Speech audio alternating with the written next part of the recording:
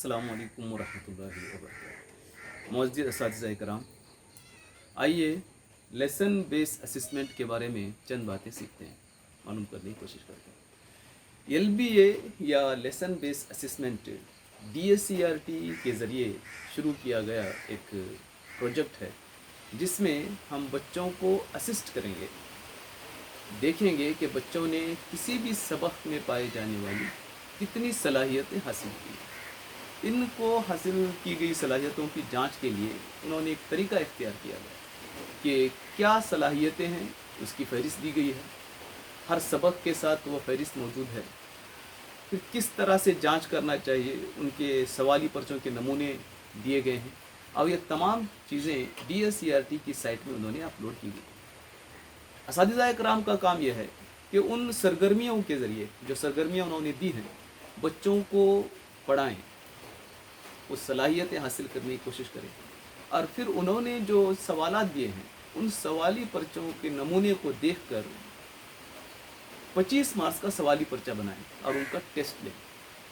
Primary के लिए उसमें एक आम सवाली पर्चा दिया गया है, जिसमें आसान सवालात हैं, दरमियानी सवालात हैं, उसके बाद MCQs हैं। उस हिसाब से उन्होंने सवाली पर्चा बनाया। 8वीं जमात से 10वीं जमात के लिए जिस तरह का 10वीं जमात का एक मॉडल क्वेश्चन पेपर होता है, उसको मद्देनज़र रखते हुए सवाली पर्चा बनाया। हमारा काम यह है कि बच्चों को पढ़ाएं और फिर उस मॉडल पर बच्चों को असिस्मेंट करें। असिस्मेंट करने के बाद में उसको SATS में अपलोड करना है। SATS में अपलोड करने के लिए कल पीर तक इंशाल्लाह एक सॉफ्टवेयर डेवलप हो जाएगा, जिसमें वो तमाम ऑप्शंस होंगे और ये हर टीचर अपने लॉगिन के ज़रिए से उसमें अपलोड करेगा। हर टीचर के लिए लॉगिन आईडी, उसका KGID नंबर होगा और KGID नंबर डालने के साथ ही उसके अपने पर्सनल नंबर पे OTP आएगा जो KGID के साथ लिंक है।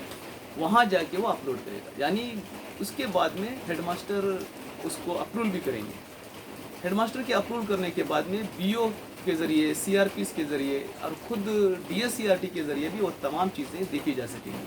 कितने असबाक हुए, क्या टेस्ट लिया गया, बच्चों ने किस तरह से नंबरात हासिल किए, क्या ग्रेड हासिल किया, ये तमाम चीज़ें DSCRT में बैठकर हमारी पूरी एक्टिविटीज़ को वॉच किया जा सकता है। तो ये इस तरह का एक सिस्टम बनाया गया है कि हर टीचर अपनी सबक होने के बाद में बच्चों का टेस्ट ले और जांच करके देखे कि बच्चे ने कितना सीखा है। इसके साथ ये बात भी वाज़ेह होनी चाहिए कि अब जो स्कूलों में असिस्मेंट का सिस्टम चल रहा है, यानी FA 1, 2, उसके बाद में SA 1, उसके बाद FA 3, 4 और फिर SA 2, इसका क्या, उस पर वाज़ेह मौक़िफ़ उन्होंने इख्तियार किया है, बता दिया है कि ये तमाम सिस्टम जो इससे पहले चल रहा था बिल्कुल वैसे ही रहे। यानी FA रहेगा, FA की तमाम एक्टिविटीज़ रहेंगी और FA के मार्क्स STS में एंट्री करने का पूरा सिस्टम रहेगा, रजिस्टर्स उसके मेंटेन किए जाएंगे।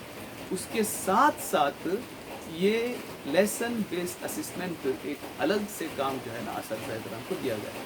तो ये काम हमें करना है। अगले दिनों में मज़ीद इसकी वजाहतें आ जाएंगी।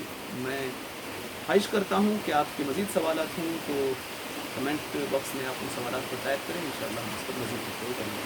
अस्सलामु अलैकुम व रहमतुल्लाहि व बरकातुहू।